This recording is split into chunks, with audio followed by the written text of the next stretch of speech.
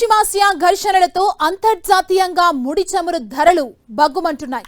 ఫిబ్రవరి 28న Iran యుద్ధం ప్రారంభం కావటానికి ముందు ఒక బ్యారెల్ ముడి చమురు ధర $70 వద్దుండగా ప్రస్తుతం $100 పైనే నడుస్తోంది. ఒక దశలో $144 కూడా చేరుకుంది. అయినా సరే దేశంలో చమురు ధరలు స్థిరంగానే ఉన్నాయి. దీంతో ప్రభుత్వ రంగ ఆయిల్ కంపెనీలకు 30,000 కోట్ల నష్టం వాటిల్లినట్లు అధికారిక వర్గాలు వెల్లడించాయి. పశ్చిమాసియాలో యుద్ధం ప్రారంభమైన దగ్గర నుంచి ముడి సరుకు ధర ఒక దశలో 50% వరకు పెరిగినా Indian oil corporation, Bharat petroleum corporation limited, Hindustan petroleum corporation limited ఇంధన సరఫరాను నిరంతరాయంగా కొనసాగించాయి.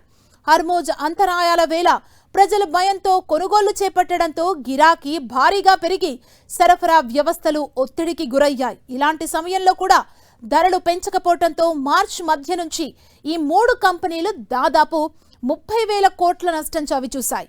వాస్తవంగా ఆ నష్టం 62,500 కోట్ల వరకు చేరేది. కానీ కేంద్ర ప్రభుత్వం పెట్రోల్, డీజిల్ పై లీటర్కు 10 చొప్పున ఎక్సైజ్ సుంకాన్ని తగ్గించింది.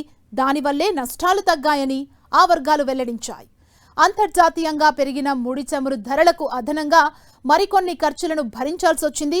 రవాణా, నౌకలను దారి మళ్లించడం, బీమా ప్రీమియాలు పెరగడం లాంటి ఖర్చులు తోడయ్యాయి.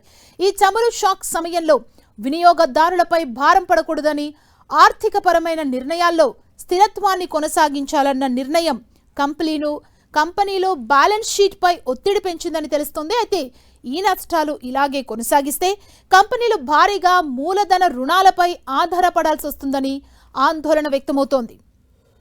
అలాగే సంక్షోభం సమయంలో పలు దేశాల్లో ధరలు పెంచగా భారత్ భిన్నమైన వైఖరిని అవలంబించిందని ఆ వర్గాలు పేర్కొన్నాయి.